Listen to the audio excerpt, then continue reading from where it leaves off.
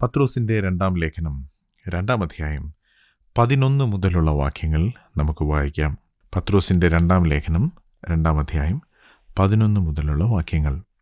ബലവും ശക്തിയും ഏറിയ ദൂതന്മാർ കർത്താവിൻ്റെ സന്നിധിയിൽ അവരുടെ നേരെ ദൂഷണവിധി ഉച്ചരിക്കാതെ ആ ധാർഷ്ട്യമുള്ള തന്നിഷ്ടക്കാർ മഹിമകളെ ദുഷിപ്പാൻ ശങ്കിക്കുന്നില്ല.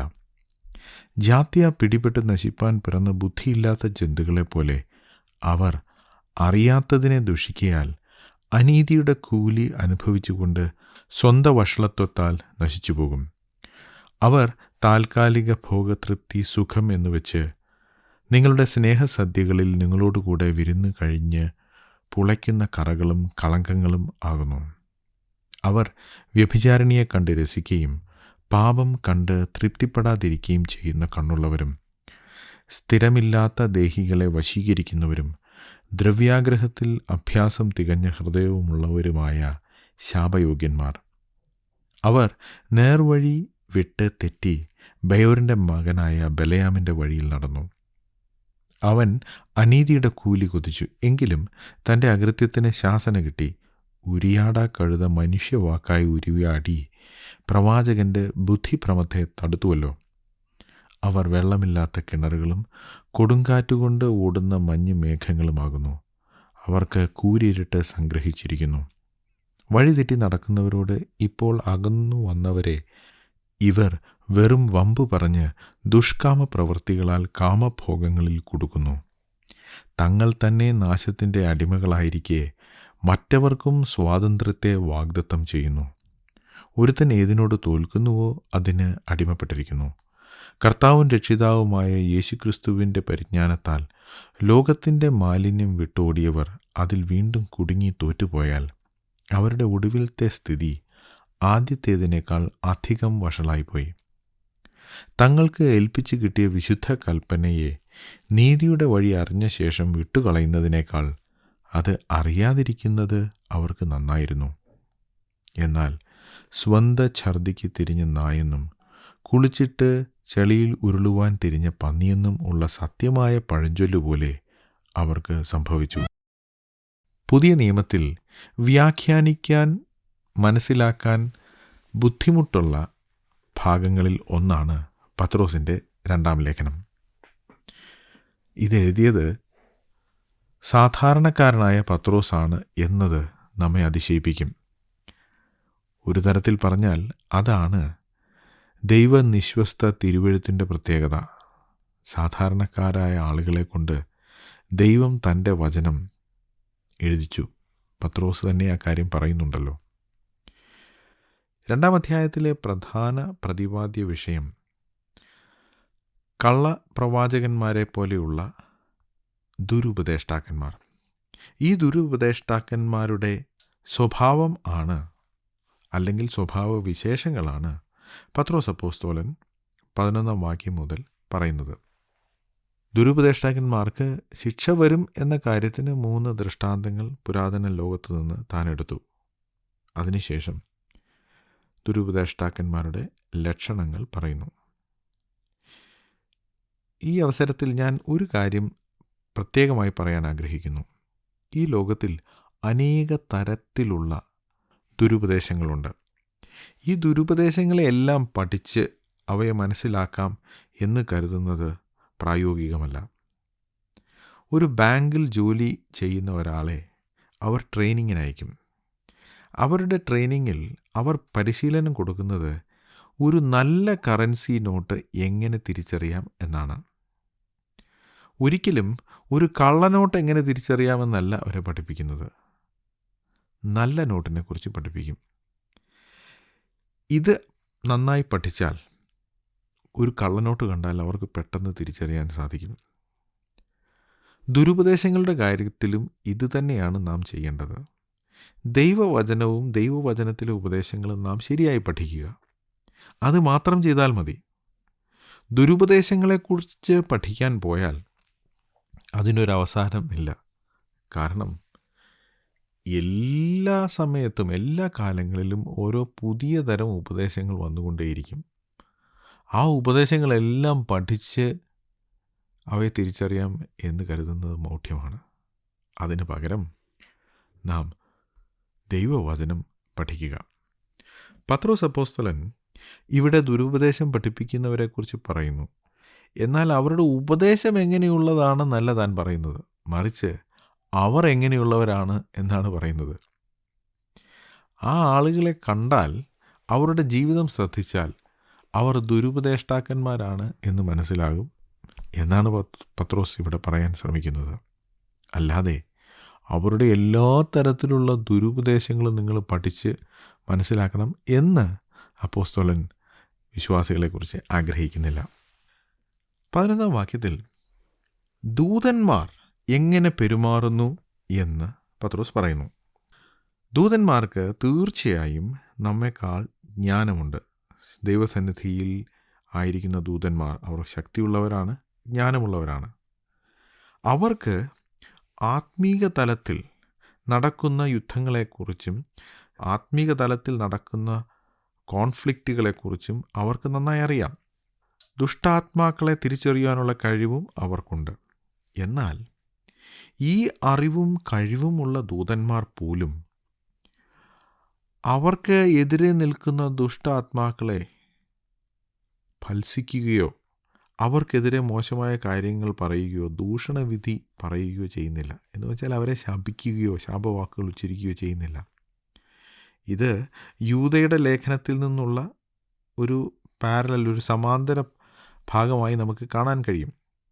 മോശയുടെ ശരീരത്തെക്കുറിച്ച് മീഖായേലും സാത്താനുമായി ഉണ്ടാകുന്ന ഒരു വാഗ്വാദത്തെക്കുറിച്ച് നാം അവിടെ വായിക്കുന്നുണ്ടല്ലോ. അവിടെ ദൈവത്തിൻ്റെ ദൂതനായ മീഖായേൽ ദൈവം നിന്നെ ഭത്സിക്കട്ടെ എന്ന് പറയുകയല്ലാതെ താൻ തന്നെ സാത്താനെ ഭത്സിക്കുന്നില്ല. അതിൻ്റെ കാരണം എന്താണ് എന്ന് നമുക്ക് കൃത്യമായി അറിഞ്ഞുകൂടെങ്കിലും നമുക്ക് അനുമാനിക്കാവുന്നൊരു കാര്യം, വീണുപോയ ദൂതനായ സാത്താനും കഴിവുള്ളവനാണ്, അവന് വലിയ പദവികൾ ഉണ്ടായിരുന്നവനാണ്, സൗന്ദര്യമുള്ളവനാണ്, ചെയ്യുന്നത് ശരിയല്ല എന്ന് മീഖായേലിന് അറിയാമായിരുന്നെങ്കിലും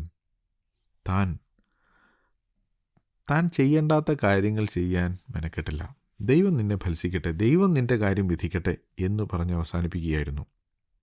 എന്നാൽ ഈ ദുരുപദേഷ്ടാക്കന്മാർ, അവർക്ക് അങ്ങനെയുള്ള മര്യാദകളൊന്നുമില്ല. അവർക്ക് ദൂതന്മാർക്കുള്ളതിൻ്റെ വളരെ ചെറിയൊരംശം അറിവ് പോലും ഇല്ല. ഈ അറിവില്ലാത്ത ആളുകൾ മറ്റുള്ളവരെ ഭത്സിക്കുവാൻ, അവരെ ശപിക്കുവാൻ, അവർക്കെതിരെ ദൂഷണവിധി ഉച്ചരിക്കാൻ വളരെ തിടുക്കം കാണിക്കുന്നു. അവരെക്കുറിച്ച് അപ്പോസ്തലൻ പറയുന്നത് ബുദ്ധിയില്ലാത്ത മൃഗങ്ങളെപ്പോലെയുള്ളവരാണവർ. അവർക്കറിയായികയാൽ അവർ ദൂഷിക്കുന്നു. അവർ ചെയ്യുന്ന അനീതിയുടെ കൂലി അവർക്ക് ലഭിക്കും, അവർ നശിച്ചു പോകും. 12-ാം വാക്യത്തിൽ അവർ താൽക്കാലിക ഭോഗതൃപ്തി, സുഖം എന്നുവെച്ച് നിങ്ങളുടെ സ്നേഹസദ്യകളിൽ നിങ്ങളോടുകൂടെ വിരുന്ന് കഴിഞ്ഞ് പുളയ്ക്കുന്ന കറകളും കളങ്കങ്ങളും ആകുന്നു. അവർക്ക് ഇപ്പോഴത്തെ സുഖമാണ് പ്രധാനം. എങ്ങനെയും ഇപ്പോൾ സുഖമായി ജീവിക്കണം. ഇങ്ങനെയുള്ള താല്പര്യമുള്ള ആളുകൾ ദുരുപദേഷ്ടാക്കന്മാരാണ്. അവരാണ് ശാരീരിക സുഖത്തിനും സൗഖ്യത്തിനും വലിയ പ്രാധാന്യം നൽകുന്നു. സാമ്പത്തിക അഭിവൃദ്ധിക്ക് വലിയ പ്രാധാന്യം നൽകുന്നു. ചില ആളുകൾ അവർ പ്രാർത്ഥിക്കുന്നത് രോഗസൗഖ്യത്തിനും കടഭാരം മാറുന്നതിനും സാമ്പത്തിക അഭിവൃദ്ധി ഉണ്ടാകുന്നതിനും വേണ്ടി മാത്രമാണ്. കാരണം അവർക്ക് ഇപ്പോഴത്തെ സുഖം, താൽക്കാലിക ഭോഗതൃപ്തി, അതാണ് അവരുടെ സുഖം. അതിനപ്പുറത്തേക്ക് ചിന്തിക്കാൻ അവർക്ക് കഴിയുന്നില്ല. എന്നാൽ ദൈവത്തെ വിശ്വസ്തരായി സേവിക്കുകയും സ്നേഹിക്കുകയും ചെയ്യുന്നവരുടെ ജീവിതത്തിൽ ബുദ്ധിമുട്ടും പ്രയാസം ഉണ്ടാകുമെന്ന് ദൈവവചനം പറയുന്നു. അത് വിശ്വസിക്കാൻ, അംഗീകരിക്കാൻ അവർക്ക് മനസ്സില്ല.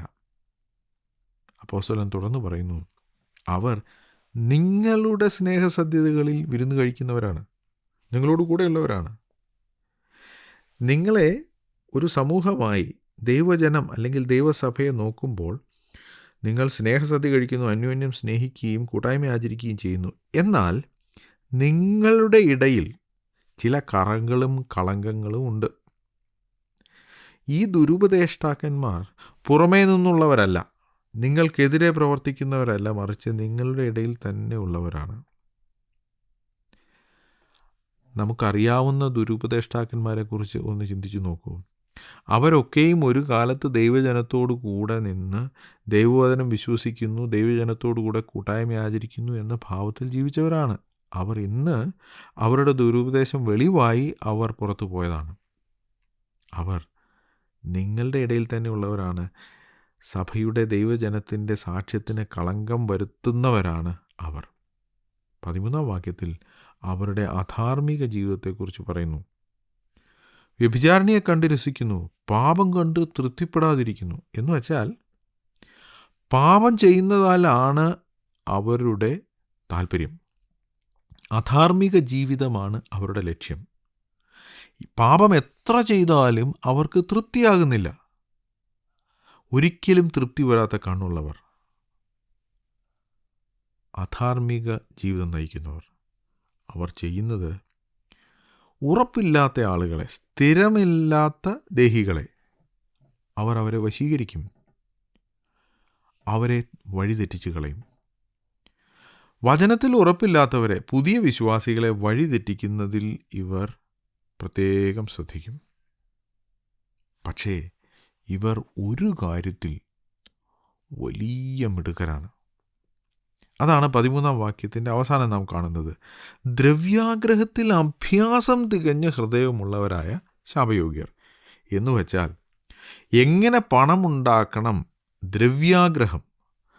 ആ ദ്രവ്യാഗ്രഹത്തിൽ ഇവരെ ഇനി ഒന്നും പഠിപ്പിക്കാനില്ല. ഇവരുടെ ഹൃദയം ദ്രവ്യാഗ്രഹം പഠിച്ച് തികഞ്ഞതാണ്. പണത്തിനു വേണ്ടിയാണ് ഇവരുടെ ജീവിതം. അവരുടെ ഹൃദയം പണത്തിനു വേണ്ടിയാണ്. അവർ ശാപയോഗ്യരാണ്. ഇവരെ പിന്നെ ബലയാമിനോടാണ് അപ്പോസ്തലൻ ഉപമിക്കുന്നത്.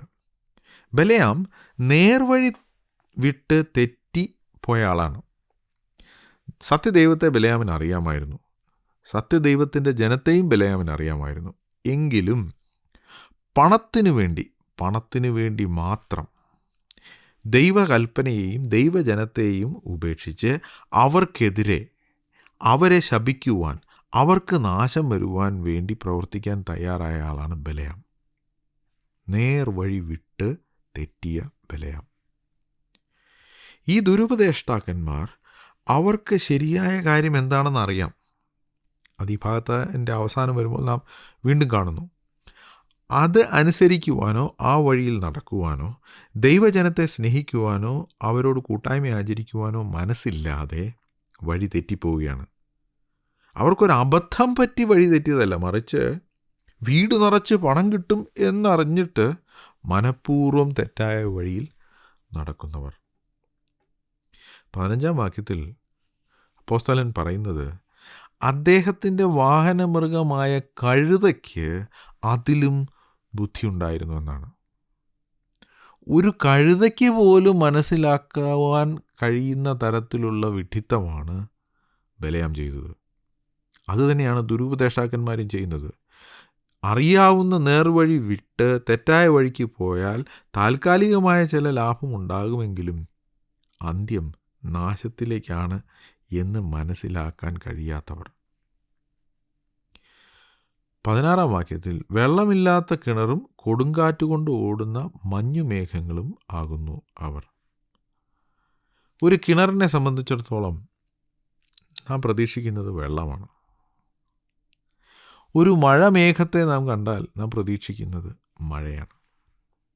ഒരു കിണറുണ്ട്, അത് കെട്ടിയിട്ടുണ്ട്, കപ്പിയുണ്ട്, ബക്കറ്റുണ്ട്, കണ്ടാൽ അതിൽ വെള്ളമുണ്ടെന്ന് തോന്നും. പക്ഷേ അതിൽ വെള്ളമില്ല. വലിയ കാർമേഘം കാറ്റടിച്ചു വരികയാണ്. എന്നാൽ നാം വെള്ളം അതിൽ നിന്ന് പ്രതീക്ഷിക്കും, പക്ഷേ അതിനുള്ളിൽ ഒന്നുമില്ല, ശൂന്യതയാണ്. ഇതാണ് ദുരുപദേഷ്ടാക്കന്മാരുടെ മറ്റൊരു ലക്ഷണം. അവർ വലിയ പ്രതീക്ഷകൾ നൽകും.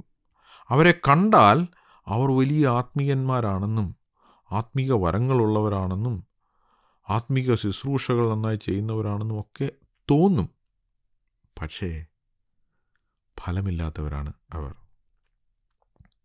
അനേക സ്ഥലങ്ങളിൽ വലിയ മീറ്റിങ്ങുകളും വലിയ പരസ്യവും ഒക്കെ നടക്കും. വളരെ ഉത്സാഹത്തോടു കൂടി അനേക ആളുകൾ പ്രസംഗം കേൾക്കാൻ പോകും.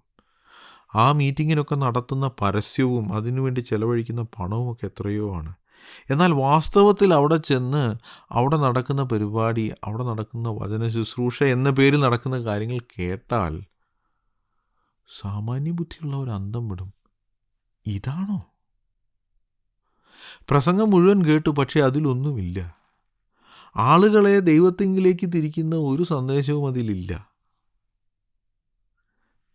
പ്രവചന പുസ്തകത്തിൽ നാം വായിക്കുന്നുണ്ടല്ലോ, കൊയ്ത്ത് കഴിഞ്ഞു, ഫലശേഖരവും കഴിഞ്ഞു, നാമോ രക്ഷിക്കപ്പെട്ടില്ല.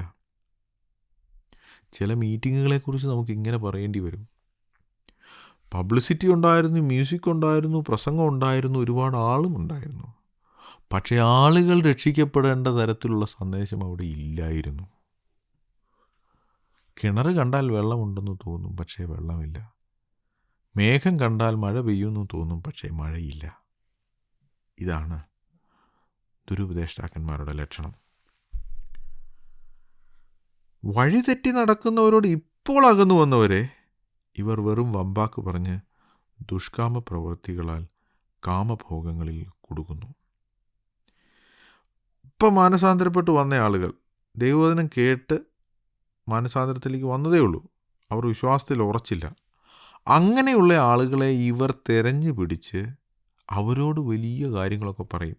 അവരെക്കുറിച്ച് തന്നെ വൻവാക്ക് പറയും. എന്ന് പറഞ്ഞാൽ ബോസ്റ്റിംഗ്, പൊങ്ങച്ചം പറയുക. എന്നിട്ട് എന്തു ചെയ്യും? അവരെ ദുഷ്കാമ പ്രവർത്തികളാൽ കാമഭോഗങ്ങളിൽ കൊടുക്കുന്നു. അവരെ വഴിതെറ്റിച്ച് കളയുന്നു, അവരുടെ മുമ്പാകെ ഇടർച്ച വയ്ക്കുന്നു. പുതുവിശ്വാസികളെ തെറ്റിച്ച് കളയുക എന്നതാണ് ഇവരുടെ പരിപാടി. 18-ാം വാക്യത്തിൽ, തങ്ങൾ തന്നെ നാശത്തിൻ്റെ അടിമകളായിരിക്കെ മറ്റവർക്കും സ്വാതന്ത്ര്യത്തെ വാഗ്ദാനം ചെയ്യുന്നു. ഒരുത്തൻ ഏതിനോട് തോൽക്കുന്നുവോ അതിന് അടിമപ്പെട്ടിരിക്കുന്നു. ഇവിടെ ഇവർ അവരെക്കുറിച്ച് തന്നെ വലിയ കാര്യങ്ങളാണ് പറയുന്നത്. അവർ പക്ഷേ നാശത്തിൻ്റെ അടിമകളാണ്. പക്ഷേ അവർ പറയുന്നത് എന്താണ്? ഞങ്ങൾ നിങ്ങൾക്ക് സ്വാതന്ത്ര്യം തരാം, ഞങ്ങൾ നിങ്ങൾക്ക് പുതിയൊരു അനുഭവം തരാം, ഞങ്ങൾ നിങ്ങളെ പുതിയ വഴിയിൽ നടത്താം. പക്ഷേ അവർ തന്നെ അടിമകളാണ്. അവർക്ക് പാപത്തിൻ്റെ മേൽ വിജയമില്ല. ക്രിസ്തീയ ജീവിതം എന്ന് പറഞ്ഞാൽ പലരും വിചാരിക്കുന്നത് പോലെ സ്വർഗത്തിൽ പോകാൻ വേണ്ടിയുള്ള ഒരു ഇൻഷുറൻസ് അല്ല. അത് അതിൻ്റെ ഒരു ഭാഗമാണ്. പക്ഷേ ക്രിസ്തീയ ജീവിതത്തിൻ്റെ മാധുര്യം, അതിൻ്റെ ഏറ്റവും വലിയ പ്രത്യേകത എന്ന് വെച്ചാൽ ഈ ലോകത്തിൽ മനുഷ്യരായ നമുക്ക് പാപത്തിൻ്റെ മേൽ വിജയമുള്ള, ദൈവത്തെ പ്രസാദിപ്പിച്ചുകൊണ്ടുള്ള ഒരു ജീവിതം നയിക്കാൻ സാധിക്കും. അതാണ് ക്രിസ്തീയ ജീവിതം. അതല്ലാതെ വേറെ എന്തൊക്കെ ഉണ്ടെന്ന് പറയുന്ന ആളുകളും അവർ ക്രിസ്ത്യാനികളല്ല, ക്രിസ്തുവിൻ്റെ വിശ്വാസമല്ല അവർക്കുള്ളത്. പാപത്തിൽ നിന്ന് രക്ഷിക്കുവാൻ കഴിയുന്നവനാണ് ക്രിസ്തു. ഒരു വ്യക്തിക്ക് പാപത്തിൻ്റെ മേൽ വിജയമുള്ള ഒരു ജീവിതമില്ലെങ്കിൽ പിന്നെ അവൻ ക്രിസ്ത്യാനിയാണെന്നോ സുവിശേഷം പ്രസംഗിക്കുന്നോ പറഞ്ഞിട്ട് കാര്യമില്ല. അവൻ്റെ ജീവിതം വൈരുദ്ധ്യമാണ്. പറയുന്നതും ചെയ്യുന്നതും തമ്മിലൊരു ബന്ധവുമില്ല. ഈ ദുരുപദേഷ്ടാക്കന്മാർ അവർ ആളുകൾക്ക് സ്വാതന്ത്ര്യം വാഗ്ദത്തം ചെയ്യും, പക്ഷേ അവർ അടിമകളാണ്. അവരെന്തിൻ്റെ അടിമയാണ് എന്നാണ് 2-ാം ഭാഗത്ത് 18-ാം വാക്യത്തിൻ്റെ 2-ാമത്തെ ഭാഗത്ത് പത്രോസ് അപ്പോസ്തലൻ പറയുന്നത്. ഒരുത്തൻ ഏതിനോട് തോൽക്കുന്നുവോ അതിന് അടിമപ്പെട്ടിരിക്കുന്നു. നിങ്ങൾ യേശുക്രിസ്തുവിൻ്റെ വാക്കുകൾ ഓർക്കുക. പാപം ചെയ്യുന്നവനെല്ലാം പാപത്തിൻ്റെ ദാസൻ, അല്ലെങ്കിൽ പാപത്തിൻ്റെ അടിമ. അതുതന്നെയാണ് ഇവരുടെയും പ്രശ്നം. ഇവർ പാപത്തിൽ തോറ്റു. പാപത്തിൻ്റെ മേൽ വിജയമുള്ള ഒരു ജീവിതം അവർക്കില്ല. എങ്കിലും അവർ മറ്റുള്ളവർക്ക് സ്വാതന്ത്ര്യം വാഗ്ദത്തം ചെയ്യുന്നു. ദുരുപദേഷ്ടാക്കന്മാരുടെ മറ്റൊരു ലക്ഷണമാണത്. ഇനിയുള്ള വാക്യങ്ങളിൽ ഈ ദുരുപദേഷ്ടാക്കന്മാർക്ക് എന്താണ് സംഭവിച്ചത് എന്നാണ് പത്രോസ് അപ്പോസ്തലൻ പറയുന്നത്.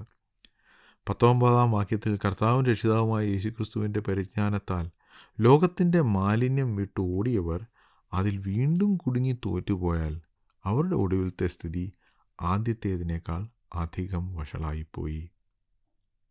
യേശുക്രിസ്തുവിനെക്കുറിച്ചുള്ള പരിജ്ഞാനം ലഭിച്ചു. ലോകത്തിൻ്റെ മാലിന്യം വിട്ടോടി എന്ന് പറഞ്ഞാൽ പാപ സ്വഭാവം വിട്ട് തിരിഞ്ഞു. പക്ഷേ അവിടെ പറയാത്തൊരു കാര്യം, അവർ യേശുവിനെ ഹൃദയത്തിൽ രക്ഷിതാവും കർത്താവുമായി സ്വീകരിച്ചോ? ആ കാര്യം അവിടെ പറയുന്നില്ല. പരിശുദ്ധാത്മ നിറവിലുള്ളൊരു ജീവിതം അവർക്കുണ്ടായോ? അതവിടെ പറയുന്നില്ല. സുവിശേഷ പ്രസംഗം കേട്ടു, സുവിശേഷ സന്ദേശം കേട്ടു, ഇത് കൊള്ളാം, ഒരു മാനസാന്തരപ്പെട്ട ജീവിതം, കുറച്ചും കൂടിയൊക്കെ ഒരു നല്ല ധാർമ്മിക ജീവിതം നയിക്കാം എന്ന് വിചാരിച്ച് ചില തീരുമാനങ്ങളൊക്കെ ജീവിതത്തിലെടുത്തവർ, പക്ഷേ യേശുവിനെ ഹൃദയത്തിൽ സ്വീകരിച്ചില്ല. അവരുടെ ജീവിതത്തെ നിയന്ത്രിക്കേണ്ട രക്ഷിതാവും കർത്താവുമായ യേശുവിനെ അവരുടെ ജീവിതത്തിൽ നാഥനായി സ്വീകരിക്കാഞ്ഞതുകൊണ്ട് അവരുടെ ജീവിതം പിന്നീട് ആദ്യത്തേതിലും വഷളായിത്തീരുമെന്നാണ്. കർത്താവ് ഒരു ഉപമ പറഞ്ഞല്ലോ, ഒരുവൻ തൻ്റെ ഹൃദയത്തിൽ നിന്ന് ഒരു അശുദ്ധാത്മാവിനെ പുറത്താക്കി. എന്നാൽ ഈ അശുദ്ധാത്മാവ് കറങ്ങി നടന്നിട്ട് പറ്റിയ സ്ഥലമൊന്നും കാണാഞ്ഞു. തിരിച്ചു വന്നപ്പോൾ ഈ വീട് അടിച്ചു വാരി വൃത്തിയാക്കിയിട്ടിരിക്കുന്നത് കണ്ടു. തന്നിലും ദുഷ്ടതയേറിയ 7 ആത്മാക്കളെ കൂട്ടിക്കൊണ്ട് അവിടെ വന്നു. അവൻ്റെ അവസാനത്തെ സ്ഥിതി ആദ്യത്തെ സ്ഥിതിയിലും വഷളായി എന്ന് കർത്താവ് പറഞ്ഞു. അതുതന്നെയാണ് ഇവിടെയും സംഭവിച്ചത്. ഒരുപക്ഷെ പാപത്തിൽ നിന്ന് തിരിയണമെന്നൊക്കെ അവർക്ക് തോന്നി, മാനസാന്തരത്തിൻ്റെ ആവശ്യത്തെക്കുറിച്ചൊക്കെ അവർക്ക് ബോധ്യമായെങ്കിലും യേശു അവരുടെ ഹൃദയത്തിൽ വന്നില്ല. അവർ മാലിന്യം വിട്ട് ഓടാൻ ശ്രമിച്ചു. അവരുടെ സ്വന്തം കഴിവിൽ മാലിന്യം വിട്ട് ഓടാൻ ശ്രമിച്ചു. സാധിക്കില്ല. പരിശുദ്ധാത്മാവ് ഹൃദയത്തിലില്ലാതെ ആർക്കും സാധിക്കില്ലത്. അവർ വീണ്ടും തെറ്റിപ്പോയി. അവരുടെ സ്ഥിതി ആദ്യത്തെ സ്ഥിതിയേക്കാൾ അധികം വഷളായിപ്പോയി. അവരെക്കുറിച്ച് പത്രോസ് അപ്പോസ്തലൻ പറയുന്നു, തങ്ങൾക്ക് ഏൽപ്പിച്ച് കിട്ടിയ വിശുദ്ധ കൽപ്പനയെ നീതിയുടെ വഴി അറിഞ്ഞ ശേഷം വിട്ടുകളയുന്നതിനേക്കാൾ അത് അറിയാതിരിക്കുന്നത് അവർക്ക് നന്നായിരുന്നു. ഇവർക്ക് എന്താണ് ചെയ്യേണ്ടത്, എങ്ങനെയാണ് ഒരു ആത്മീയ ജീവിതം നയിക്കേണ്ടത് എന്ന കാര്യത്തെക്കുറിച്ച് അവർക്ക് പൂർണ്ണമായ അറിവ് കിട്ടി. പക്ഷേ അവർ പൂർണ്ണമായി അനുസരിച്ചില്ല. അങ്ങനെയുള്ളവരെക്കുറിച്ച് പത്രോസ് അപ്പോസ്തലൻ പറയുന്നു, അവർ ഇതറിയാതിരിക്കുകയായിരുന്നു നല്ലത്. അറിഞ്ഞിട്ട് അനുസരിക്കാതിരിക്കുന്നതിനേക്കാൾ ഭേദം അറിയാതിരിക്കുന്നതാണ്. കാരണം അറിഞ്ഞിട്ട് അനുസരിക്കാതിരിക്കുന്നവർക്കാണ് വലിയ ശിക്ഷ. അതിന് സപ്പോർട്ട് ചെയ്യാനായി താൻ ഒരു ഉപമയും പറയുന്നു. സ്വന്തം ഛർദിക്ക് തിരിഞ്ഞ നായെന്നും കുളിച്ചിട്ട് ചെളിയിൽ ഉരുളുവാൻ തിരിഞ്ഞ പന്നിയെന്നും ഉള്ള സത്യമായ പഴഞ്ചൊല്ല് പോലെ അവർക്ക് സംഭവിച്ചു. അവർക്ക് ഒരു മാനസാന്തരപ്പെട്ട നല്ല ജീവിതം നയിക്കണമെന്ന ആഗ്രഹം ഒരുപക്ഷെ ഉണ്ടായിരുന്നു. അതിനുവേണ്ടി ചില ചുവടുകൾ അവർ വെച്ചു. എന്നാൽ പൂർണ്ണമായ അനുസരണം അവർക്കുണ്ടായില്ല. അവർ തെറ്റിപ്പോയി. അവരുടെ അവസാനത്തെ സ്ഥിതി ആദ്യത്തേതിലും മോശമായി. പ്രിയ സുഹൃത്തേ, ഒരുപക്ഷെ നിങ്ങൾ യേശുക്രിസ്തുവിനെക്കുറിച്ചുള്ള രക്ഷാസന്ദേശം കേട്ടു. മാനസാന്തരത്തെക്കുറിച്ചും യേശുവിനെ ഹൃദയത്തിൽ കർത്താവായി സ്വീകരിക്കേണ്ടതിൻ്റെ ആവശ്യകതയെക്കുറിച്ചും ദൈവത്തിനനുസരിച്ച് ജീവിക്കേണ്ടതിനെക്കുറിച്ചും ഒക്കെ കേട്ടു. എന്നാൽ 1-2 കാര്യങ്ങൾ ചെയ്തു, അവിടെ കൊണ്ട് നിർത്തി. അതാണ് ഈ ദുരുപദേഷ്ടാക്കന്മാർക്ക് പറ്റിയത്. അവർ അനുസരിക്കാൻ കൂട്ടാക്കിയില്ല. അവർക്ക് ആത്മീയ ജീവിതത്തിൻ്റെ അനുഗ്രഹങ്ങളൊക്കെ വേണമെന്നുണ്ടെങ്കിലും പരിപൂർണമായി ദൈവത്തെ അനുസരിക്കാൻ അവർക്ക് മനസ്സില്ലായിരുന്നു. അവർ വഷളന്മാരായി തെറ്റിപ്പോയി. നമ്മുടെ ജീവിതത്തിൽ നമുക്ക് ദൈവത്തെ പൂർണ്ണമായി അനുസരിക്കുവാൻ ഇടയാകട്ടെ. പത്രോസ് അപ്പോസ്തലൻ ഇവിടെ പറഞ്ഞിരിക്കുന്ന ലക്ഷണങ്ങൾ ഉള്ള ദുരുപദേഷ്ടാക്കന്മാരെ തിരിച്ചറിയുവാനും അവരെ ഒഴിവാക്കാനും ദൈവം നമുക്ക് വിവേകം നൽകട്ടെ. ഞങ്ങളുടെ ദൈവമേ, സ്വർഗീയ പിതാവേ, അവിടുത്തെ വചനത്തിനായിട്ട് സ്തോത്രം. മനസ്സിലാകുവാൻ അല്പം ബുദ്ധിമുട്ടുള്ള ഭാഗമാണ് ഞങ്ങളിന്ന് വായിച്ചത്. എങ്കിലും ദുരുപദേശം പഠിപ്പിക്കുന്ന ആളുകളെ മനസ്സിലാക്കുവാനും അവരെ ഒഴിവാക്കുവാനും ഞങ്ങളെ സഹായിക്കണമേ. ദൈവവചനം നന്നായി പഠിക്കുവാനും അതനുസരിച്ച് ജീവിക്കുവാനും ഞങ്ങളെ സഹായിക്കണം. അവിടുത്തെ വചനം കൊണ്ട് ഞങ്ങളുടെ ഹൃദയത്തെ നിറയ്ക്കണമേ. അതിനാൽ ദുരുപദേശങ്ങളെ തിരിച്ചറിയുവാൻ ഞങ്ങളെ സഹായിക്കണമേ. പ്രാർത്ഥന കേട്ടതിനായി സ്തോത്രം. യേശു കർത്താവിൻ്റെ നാമത്തിൽ അപേക്ഷിക്കുന്നു. ആമേൻ.